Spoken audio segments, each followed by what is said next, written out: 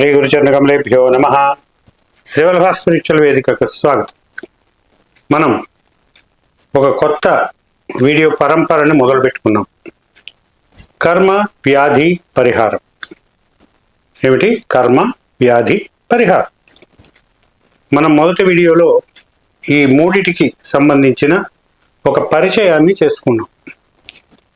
చాలామందికి ఆ వీడియో చేరింది. చాలామంది కామెంట్ల రూపంలో వారికి ఉన్న ఇబ్బందుల గురించి కూడా చెప్పారు. కంగారు పడకండి, వరుసగా మీరు చెప్పిన వాటిలన్నిటికీ కూడా శాస్త్రం ఏ విధమైన వివరణ ఇచ్చింది అనే దాన్ని అందిస్తాను. కొంచెం వేచి చూడండి, ఎందుకంటే ఒకే వీడియోలో మనం అన్నీ చెప్పలేం కదా, అందుకని. తర్వాత మరొక విషయం ఏమిటంటే, ఈ కామెంట్లన్నీ చూసిన తర్వాత ఈ కర్మ వ్యాధి పరిహారం అనే దానికి సంబంధించి మరికొంత వివరణ కూడా ఇవ్వవలసిన అవసరం ఉంది అని అనిపించింది. ఏ కర్మ చేస్తే ఏ వ్యాధి వస్తుంది, దానికి ఏ పరిహారం చేయాలి అని చెప్పేస్తారు అని తొందరపడకండి. ఎందుకంటే ఇది కొంచెం లోతుగా అర్థం చేసుకోవాల్సిన విషయం. ఇది బేస్. మన సనాతన ధర్మంలో, మన ఋషి పరంపరలో, మన శాస్త్ర విజ్ఞానంలో అనేక రహస్యాలు ఇమిడి ఉన్నాయి. వాటిని ముందు పూర్తిగా కాకపోయినా మనకి సంబంధించినంత వరకు, పోనీ ఈ వ్యాధులకి సంబంధించినంత వరకు అయినా కూడా కర్మ యొక్క ప్రభావం ఎలా ఉంటుంది అనేది తెలుసుకోవడానికైనా కూడా కొన్ని మౌలికమైన అంశాలు, బేసిక్ థింగ్స్, వాటి గురించి మనం మాట్లాడుకోవాలి. అప్పుడే మనకు ఒక ఇది ఏర్పడుతుంది, ఒక పునాది ఏర్పడుతుంది. చాలామంది ఒకప్పుడు నాతో సహా ఏమనుకుంటూ ఉంటామంటే, పూర్వజన్మలో ఏ పాపం చేశానో, ఏ దుష్కర్మ చేశానో, లేకపోతే ఏ పుణ్యం చేశానో నాకు తెలియదు కదా, ఈ జన్మలో మాత్రం నేను ఏ పాపము చేయలేదు, ఏ దుష్కర్మ చేయలేదు, అయినా నేను బాధపడుతున్నాను వ్యాధులతోటి అని అనుకుంటాం. ఇందాక నేను చెప్పినట్టుగా ఒకప్పటి కాలంలో నేను కూడా మీలాగే తెలిసి ఏ పాపము చేయలేదే ఈ జన్మలో, ఎందుకు నాకు ఇబ్బంది, ఎందుకు నాకు ఇన్ని కష్టాలు వచ్చి పడుతున్నాయి అని అనుకునేవాణ్ణి. క్రమంగా గురువులు పంచిన విజ్ఞానం వలనైతేనేమి, చేసిన అధ్యయనం వలనైతేనేమి, దానిలోని రహస్యం, దానిలోని మర్మం ఏమిటో నాకు అర్థమైంది అనుకుంటున్నాను. ఈ విషయాలు మీతో పంచుకోవాలి ముందు. అందుకని పరిచయం అనే దానిని రెండో భాగంలో కూడా కొనసాగిస్తున్నాను. పాపం అంటే ఏమిటి, పుణ్యం అంటే ఏమిటి? సరే, ఇతరులకు ఏదో మేలు చేస్తే, సహాయం చేస్తే వచ్చే ఫలితం పుణ్యం, ఇతరులకు హాని చేస్తే వచ్చేది పాపం, సాధారణంగా మనం అనుకుంటాం. కానీ మనకి పురాణాల్లో కానీ కావ్యాల్లో కానీ కొన్ని కథలు ఉన్నాయి. అవి మనకి దుష్కర్మ అంటే ఏమిటి, పాపం అంటే ఏమిటి, దోషం అంటే ఏమిటి అనేవి తెలియచేస్తాయి. దిలీపుడు, అయోధ్య చక్రవర్తి, ఆయన భార్య సుదక్షిణ, వీళ్ళిద్దరికీ చాలా కాలం సంతానం కలగలేదు. సంతానం కోసం పరితపిస్తున్నారు వీళ్ళిద్దరూ. తరువాత రాజ్యాన్ని పాలించడానికి కానీ, వంశాభివృద్ధికి కానీ ఒక కుమారుడు ఉండాలి కదా, ఆయన చక్రవర్తి కదా. తన ధర్మాన్ని, తన వంశధర్మాన్ని కొనసాగించడానికి ఓ కుమారుడు ఉండాలిగా. కలగట్లేదు సంతానం. చూశారు. చివరికి వాళ్ళ కుల గురువు అయినటువంటి వశిష్ఠ మహర్షి దగ్గరికి వెళ్ళారు. వశిష్ఠ మహర్షి వీళ్ళ బాధని విని, చక్రవర్తి, నీకు సంతానం కలగకపోవడానికి నువ్వు చేసిన ఒక దోషం కారణం అని చెప్పాడు. ఏమిటా దోషం స్వామి? నువ్వు చాలా కాలం క్రితం ఇంద్రసభకి వెళ్ళావు, తిరిగి వస్తున్నావు, చాలా ఆతురతగా ఉన్నావు, అన్యమనస్కంగా ఉన్నావు. నీ లక్ష్యం ఒకటి ఉంది. అప్పుడు ఏమిటి? భార్య సుదక్షిణాదేవి ఋతుమతి అయింది, స్నాత అయింది. ఆ సమయంలో సంగమించవలసిన ధర్మం భర్తది, తద్వారా సంతానం కలుగుతుందన్న ఆశ, ఇవన్నీ దిలీపుడి మనసులో తిరుగుతున్నాయి. ఒక పక్క ఇంద్రసభ నుంచి తిరిగి వస్తున్నప్పుడు ఒక పక్క ఆకాశగంగా నది ప్రవాహం, దాని శబ్దం, మరొక పక్క తన రథచక్ర ఘోష, ఇవన్నీ కూడా తనతో పాటు ఉన్నాయి. ఆ పక్కనెక్కడో కామధేను విశ్రమించి ఉంది. అన్యమనస్కంగా ఉన్నాడు ఈయన, కామధేనువుని గమనించలేదు, వెళ్ళిపోయాడు. ధేనువుని గమనించకపోవడం, వెళ్ళిపోయాడు. వెళ్ళిపోయేసరికి కామధేనువు కోపగించింది. సరే, దేవతలకు కోపాలు వస్తాయా, ఆ తర్వాత ఇంకోసారి మాట్లాడుకుందాం ఎప్పుడైనా. కామధేనువు ఏమందంటే, చక్రవర్తి, నువ్వు నన్ను చూడకుండా అలక్ష్యం చేసి వెళ్ళిపోతున్నావు. నువ్వు మనసులో ఇప్పుడు ఉన్నది సంతాన కాంక్ష. ఆ సంతాన కాంక్ష వలన నన్ను నువ్వు గమనించలేదు. కనుక నా సంతానాన్ని సేవించేద వరకు, నా సంతానం అనుగ్రహాన్ని పొందేంత వరకు నీకు సంతానం కలగదు అని అంది. అయితే ఈ కామధేను అన్న మాట అటు గంగా తరంగాల సవ్వడిలో కానీ, ఇటు రథచక్ర ఘోషలో కానీ అన్యమనస్కంగా ఉన్న దిలీప చక్రవర్తికి వినపడలే. అంటే కామధేనువు చేసిన నిర్ణయం ఏదైతే ఉందో ఆ నిర్ణయం దిలీపుడికి తెలియదు. వచ్చేశాడు, కాలం గడుస్తుంది, ఏళ్ళు గడుస్తున్నాయి, సంతానం కలగట్లేదు. అప్పుడు ఈ వశిష్ఠ మహర్షి దగ్గరికి వస్తే ఆయన ఈ కథ అంతా చెప్పాడు. చక్రవర్తి, నువ్వు చేసిన పనిది.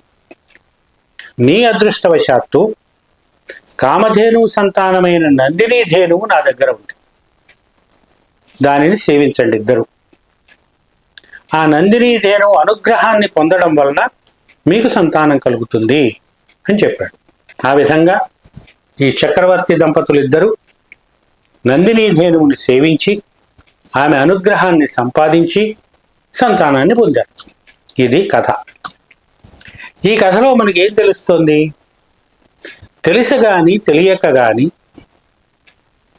పూజింపదగిన వారిని పూజింపకపోవడం అనేది దోషం. దాని ఫలితాన్ని అనుభవించాల్సిందే. ఇప్పుడు ఒక్కసారి మనం పరీక్షించుకుందాం. పూజనీయులైన వారిని ఎంతమందిని మనం అలక్ష్యం చేశాం? అందరం ఒక ఆత్మ పరిశీలన లాంటి చేసుకుందాం.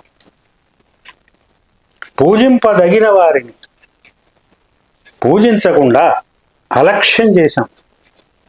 ఎంతమందినో మనకు తెలియదు. ఇది దోషం కదా. దిలీప చక్రవర్తి కథలో మనకి తెలుస్తోంది కదా. ఆ దోషం చేసినందుకు ఫలితాన్ని మనం అనుభవించాలిగా. ఇది ఒకటి. రెండవది, ఒక ముని ఉన్నాడు. ఒక సందర్భంలో ఒక అసత్యమైన ఆరోపణ ఆ మునిపై పడి అది రకరకాలుగా రుజువై ఆయనకి తన నిర్దోషిత్వాన్ని నిరూపించుకోవడానికి అవకాశం లేక ఆ రాజు ఈ మునిని శూలారోహణం చేయించాడు. శిక్ష ఏమిటి? శూలం మీద కూర్చోబెట్టారు. శూలాన్ని దిగేశారు. సరే, కొంతకాలం అయింది. వెళ్ళాడు పైకి.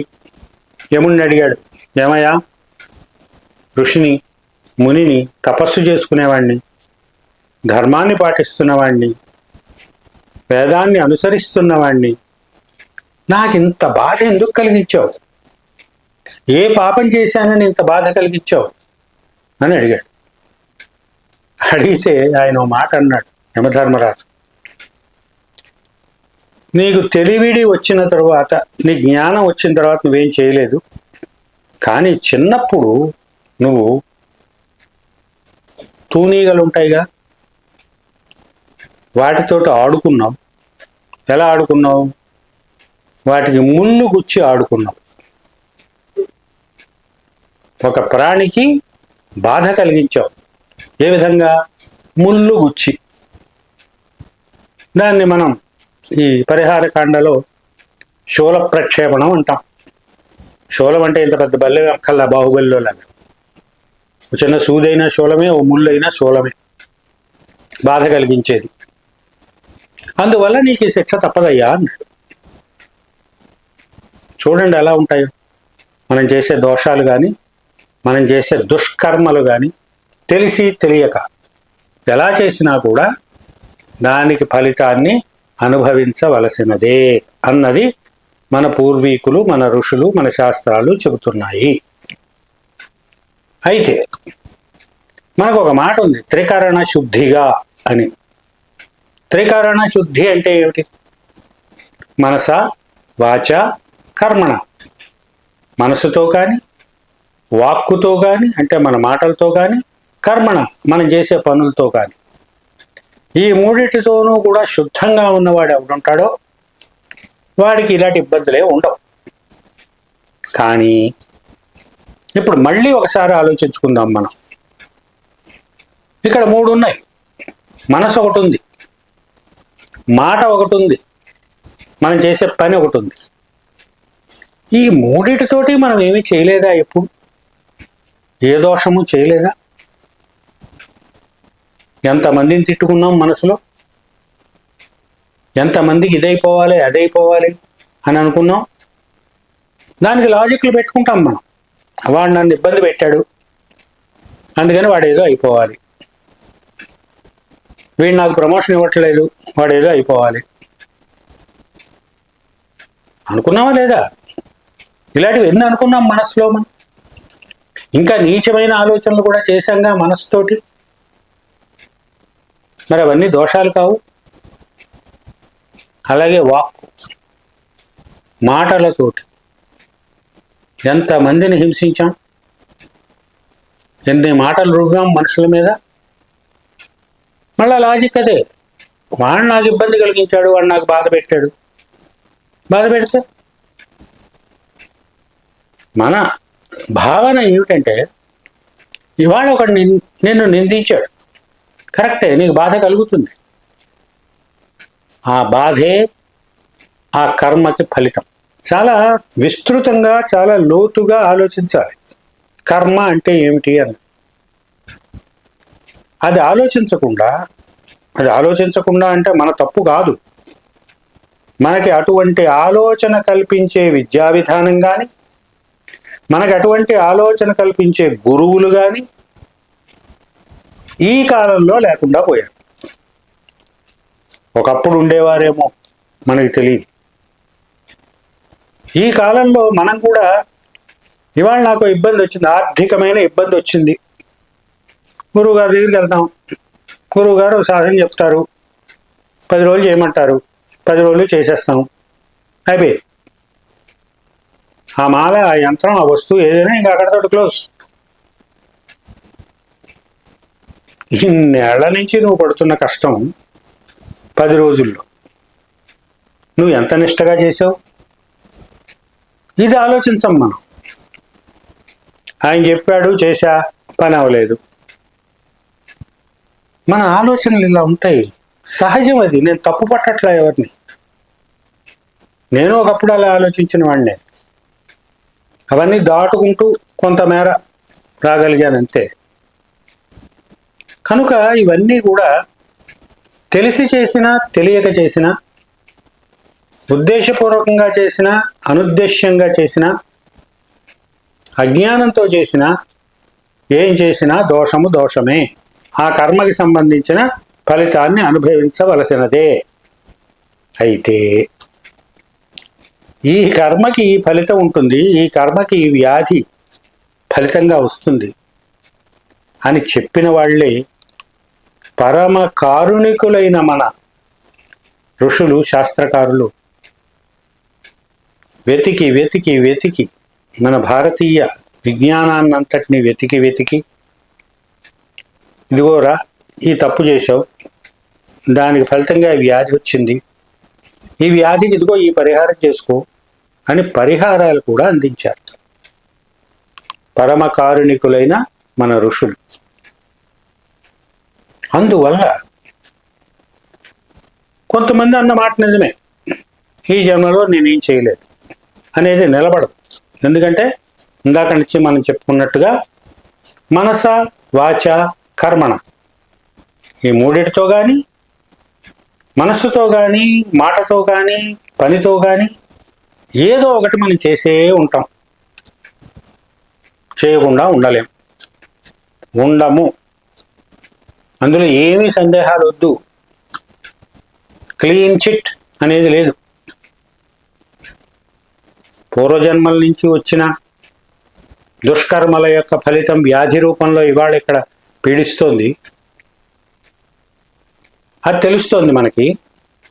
ఇప్పుడు నేనేం చేయలేదు, అయినా నేను ఎందుకు బాధపడాలి అంటే, ఇప్పుడు నువ్వేం చేయలేదు, సరే ఒప్పుకుందాం, క్లీన్ చిట్. ఈ జన్మలో నువ్వే దుష్కర్మ చేయలేదు, ఏ పాపము చేయలేదు, అయినా నేను ఎందుకు బాధపడాలి? మరి ఇంతకుముందు చేసావు కదా, దాని ఫలితం అనుభవించాలి కదా. అవశ్యం అనుభోక్తవ్యం, ఖచ్చితంగా అనుభవించవలసిందే. దానికి మన ఋషులు ఈ పని చేయి, దాని పీడ తగ్గుతుంది అని చెప్పుకుంటూ వచ్చారు. ఇదంతా ఎందుకు చెప్తున్నానంటే, కొంచెం లోతుగా, కొంచెం విస్తృతంగా మన పూర్వీకులు చెప్పిన విషయాలని అర్థం చేసుకోవాలి. అది అర్థమైనప్పుడు కనీసం ఇప్పటి నుంచైనా మనం దుష్కర్మలు చేయకుండా ఉంటాం. అందుకని ఇంత వివరణ ఇవ్వవలసి వస్తుంది. ఈ గురువారం వచ్చే వీడియో నుంచి వరుసగా మనం ఈ ఉపోద్ఘాతాలు పక్కన పెట్టి వ్యాధుల విషయంలోకి వెడదాం. అంతవరకు సెలవు. స్వస్తి.